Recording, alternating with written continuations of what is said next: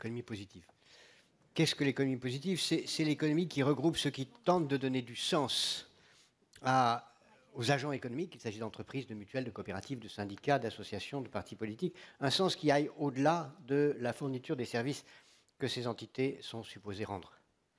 Ces 2 journées vont permettre d'échanger des expériences, de réfléchir, de définir un programme d'action, puisqu'elles ne sont pas une parenthèse qui s'ouvre et ne se ferme, elles sont véritablement un début. Et on verra que cette économie positive, en tout cas je vais essayer de le montrer maintenant, ce n'est pas quelque chose de marginal, quelque chose d'anecdotique, de secondaire, une sorte d'adjuvant, parasite ou parallèle de l'économie globale. C'est véritablement le cœur de l'économie de demain. C'est à la fois ce qui est en train de pousser dans le souterrain de la société planétaire, et c'est en même temps, je crois vraiment, l'élément fondamental de réponse aux grandes crises que nous vivons aujourd'hui.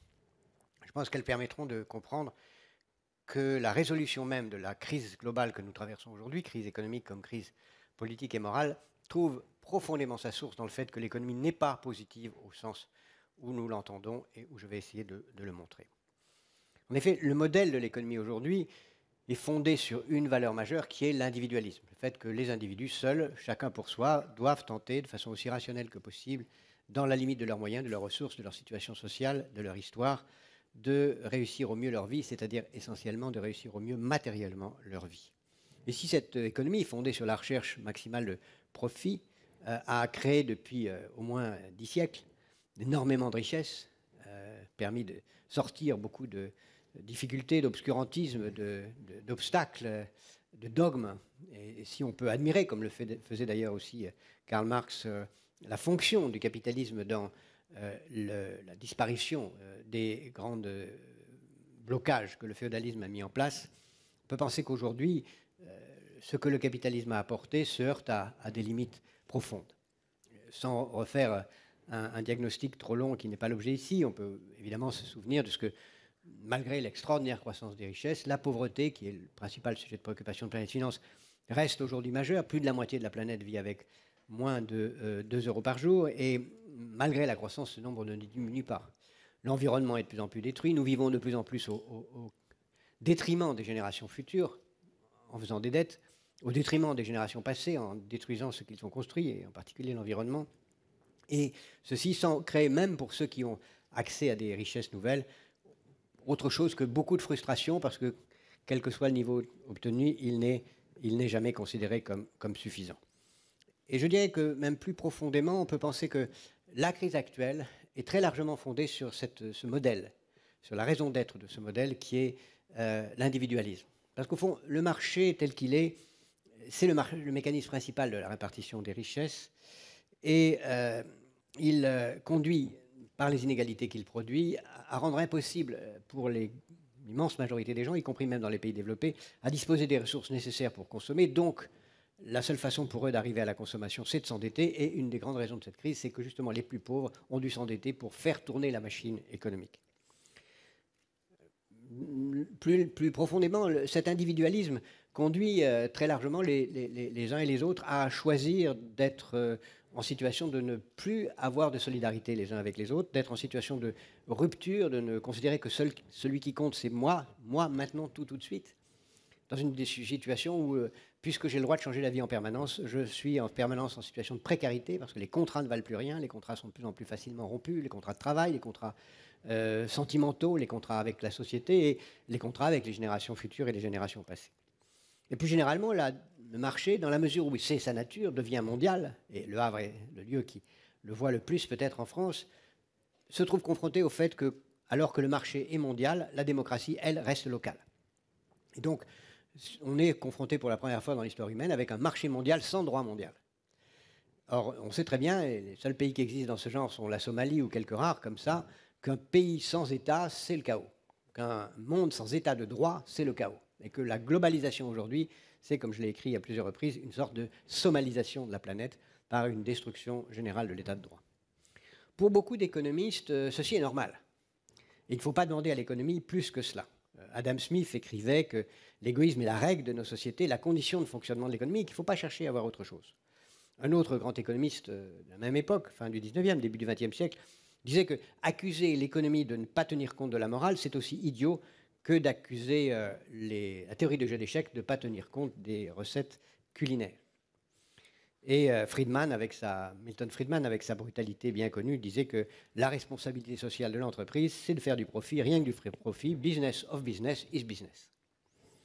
On peut comprendre la logique de cela, il se trouve simplement que ça ne marche pas, ça ne suffit pas, ça ne crée pas un système durable ni stable. Et beaucoup ne s'en contentent pas, et beaucoup considèrent que cette économie-là n'est pas suffisante, qu'il faut repenser l'économie pour que les entreprises, les agents économiques de toute nature, se donnent d'autres objectifs que simplement de réaliser les conditions de leur propre maximisation du profit ou maximisation de leurs revenus, ou pour les entités de nature non commerciale, la maximisation du pouvoir de ceux qui les dirigent. Et on voit apparaître de plus en plus, ou plutôt revenir, une très vieille idée qu'on trouve dans toutes les doctrines économiques, philosophiques, politiques anciennes, celle de l'altruisme. C'est l'idée qu'on retrouve dans beaucoup de philosophies africaines, indiennes, chez Platon, chez Aristote, dans la Bible, que le bien-être de chacun est très largement déterminé par le bien-être des autres. Le même Adam Smith, dont je disais tout à l'heure combien il était le parangon de l'économie de marché, avait écrit 2 ans avant d'écrire son célèbre livre sur la richesse des nations, un autre livre qui, à mon avis, est d'une modernité incroyable, c'est une théorie des sentiments, dans lequel il disait « Aussi égoïste que l'homme puisse être supposé, il y a évidemment certains principes dans sa nature qui le conduisent à s'intéresser à la fortune des autres et qui lui rendent nécessaire leur bonheur, quoiqu'il n'en retire rien d'autre que les plaisirs de les voir heureux. » Et cette phrase est d'une importance considérable parce que je crois que c'est ça qui est en train de se jouer aujourd'hui, c'est de trouver dans le bonheur des autres une partie de notre satisfaction personnelle.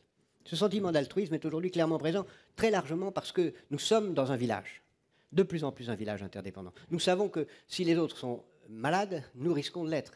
Nous savons que si les autres sont pauvres, c'est un problème pour nous. Nous savons que si les autres sont sous les bombes, nous ne pouvons pas le tolérer. Nous savons que si les autres sont mal éduqués, c'est aussi un problème pour nous, non seulement en termes de charité ou d'altruisme, mais aussi parce que c'est notre intérêt que la collectivité soit le mieux possible. J'ajoute que les nouvelles technologies poussent de plus en plus à cela, puisque dans l'économie de l'information, j'ai intérêt à ce que les autres soient le mieux possible. J'ai intérêt à ce que tout le monde parle la langue que je parle, sinon je parlerai en l'air. J'ai intérêt à ce que le développement soit le plus vaste possible, parce que c'est ça qui crée des clients pour mes propres produits. J'ai intérêt à ce que tout le monde soit dans la meilleure situation possible.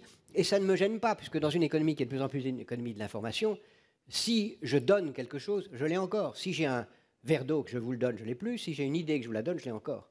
Et on le voit combien c'est vrai, tant dans la musique que dans l'éducation, que nous sortons progressivement de l'économie de la rareté, une large partie de l'économie, et que voit naître progressivement une économie où l'altruisme est la condition même du développement. Ça pose même profondément la question de ce développement de cette économie positive qui est là. Qu'est-ce que c'est qu'une économie positive? Qu'est-ce qu'une entreprise positive dans ce contexte? C'est une entreprise altruiste. C'est une entreprise qui considère que le bien-être de ceux qui la composent n'est pas sa seule raison d'être. Naturellement, c'est une de ses raisons d'être, mais ce n'est pas la seule. Qu'il faut qu'elle se donne comme objectif non seulement de créer des services utiles à l'amélioration du bien-être de ceux qui la composent, mais aussi du monde au-delà d'elle-même. C'est une entité qui non seulement produit de façon durable les produits et les services qu'elle rend, mais qui aussi s'intéresse à améliorer la qualité et la durabilité de son environnement. À l'heure actuelle, il n'y a pas du tout de bilan. On ne sait pas ce que c'est cette économie positive. C'est une des raisons pour laquelle, principale, nous avons voulu faire cette première réunion. Pour un peu faire le bilan de ce qui existe. Un petit peu comme si au XIIe siècle, à Bruges, on avait voulu faire le bilan du capitalisme qui, à cette époque, était anecdotique au regard du féodalisme et qui pourtant était en train de le faire exploser. Et aujourd'hui, je pense que c'est la même chose qui est en train de se jouer. On trouve cette économie positive aujourd'hui dans beaucoup d'endroits. On le trouve dans le monde des mutuelles, pas toutes les mutuelles, parce que souvent les mutuelles sont aussi concernées par seulement leurs membres. On le trouve dans les coopératives, pas toutes les coopératives, qui souvent aussi sont presque des entreprises comme les autres, qui s'intéressent seulement à leur propre bien-être, au profit ou à l'ego de ceux qui les dirigent. Dans les associations, pas toutes, parce que là aussi, il y a aussi des égos, il y a aussi des gens qui vivent plus de la charité que de l'équilibre global. Mais malgré tout, il y a dans ce monde-là, pour lequel le profit n'est pas la finalité, beaucoup de choses qui vont dans la direction de l'économie positive. Et nous avons ici quelques exemples de coopératives. Je pense à Equiquable, qui est une entreprise spécialisée dans le commerce équitable, qui va être là. Je pense à Shenley, qui comprend une entreprise d'insertion et une foncière sociale. Dans les associations, il y en a nombreuses ici, pas seulement Planet Finance, mais CARE, et puis il y a une ONG très importante en Inde, Sulabh International Partner, qui est une entreprise qui a permis de sortir les intouchables de leur situation. Le président de cette société, de cette ONG, viendra parler tout à l'heure, comme le président de World Toilet Organization viendra parler, une ONG de Singapour, de ce qu'ils font. Il y a dans le monde des ONG beaucoup d'acteurs de l'économie sociale. Et puis il y a des entreprises sociales proprement dites, des entreprises qui se sont créées comme telles.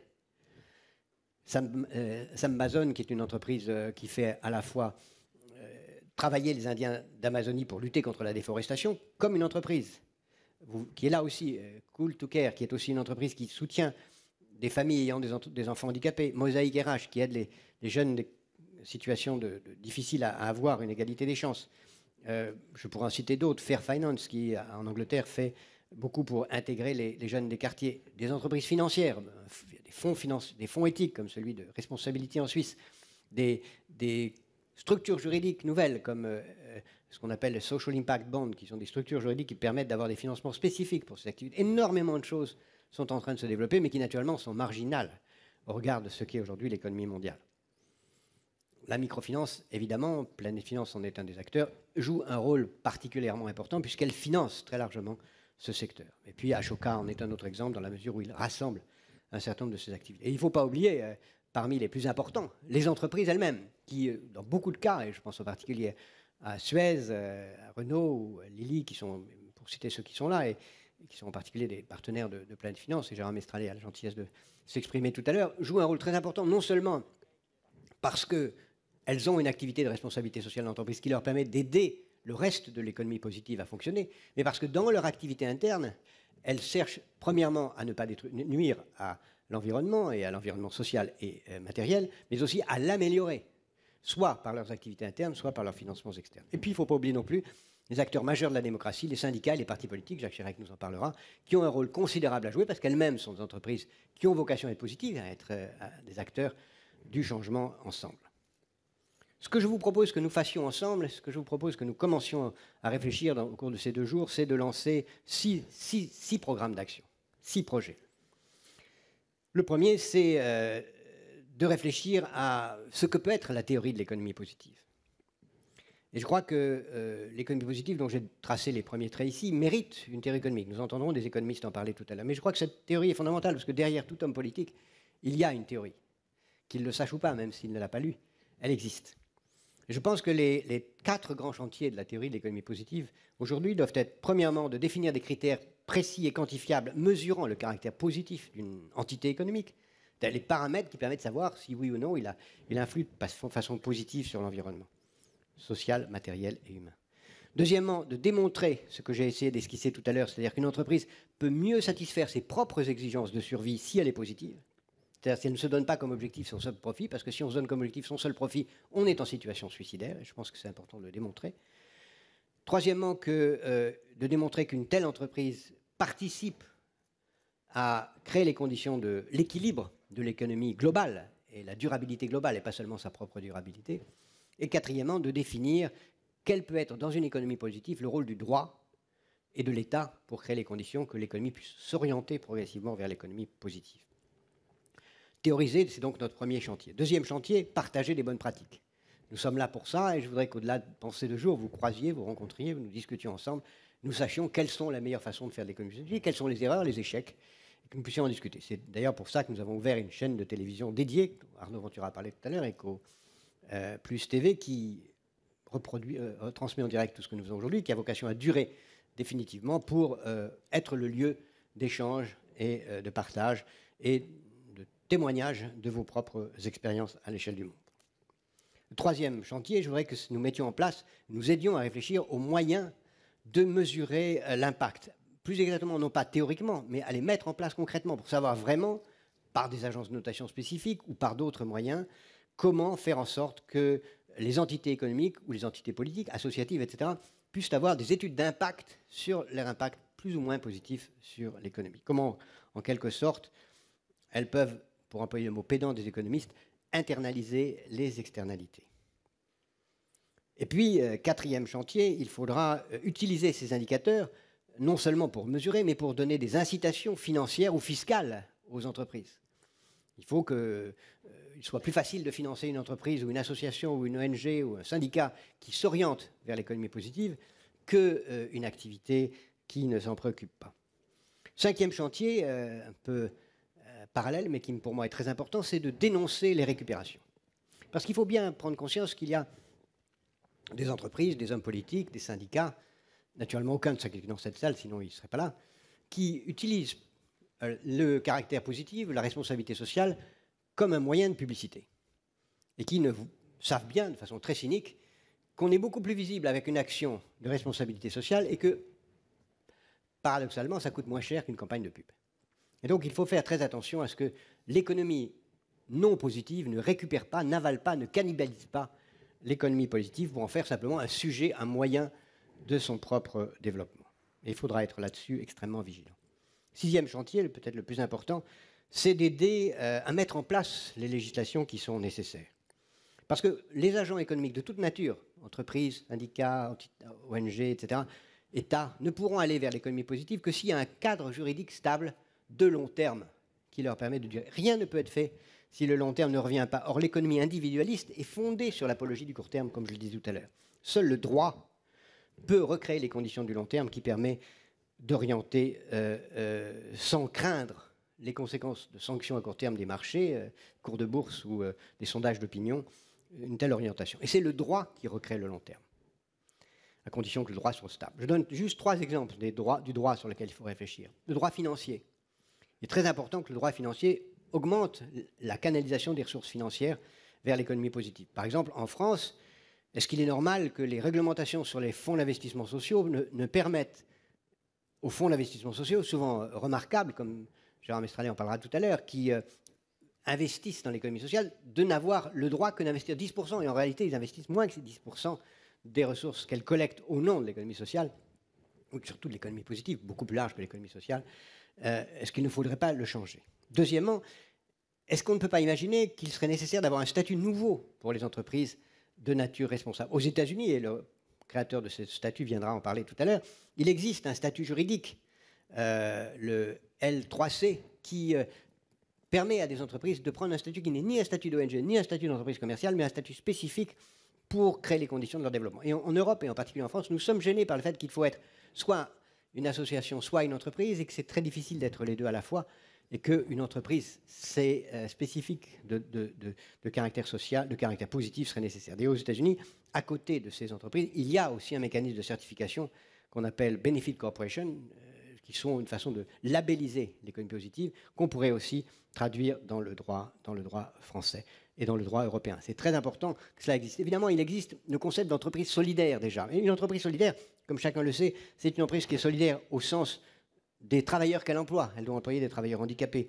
Au sens de la démocratie de sa gouvernance, elle doit associer davantage de salariés, mais au sens aussi des écarts de rémunération. Mais absolument pas une entreprise solidaire, ni au sens de l'environnement ou au sens de son impact plus ou moins positif sur l'économie. Donc il faut vraiment créer les conditions de ce changement. Et le groupe Planète Finance, et j'espère beaucoup de partenaires qui sont là, pourraient être mandatés, je l'espère, et c'est la demande que nous formulons, pour fédérer un certain nombre d'acteurs et produire un rapport annuel sur le panorama mondial de l'économie positive et les réformes à entreprendre pour y mener. Je pense que tout ça est d'une urgence extrême. Cela conditionnera, ça devrait conditionner l'action des institutions internationales, ça devrait conditionner beaucoup de changements.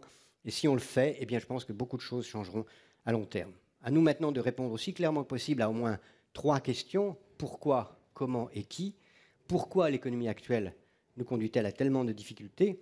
Comment on peut modifier cela en modifiant les comportements des agents économiques? Et surtout, qui fait quoi et quand?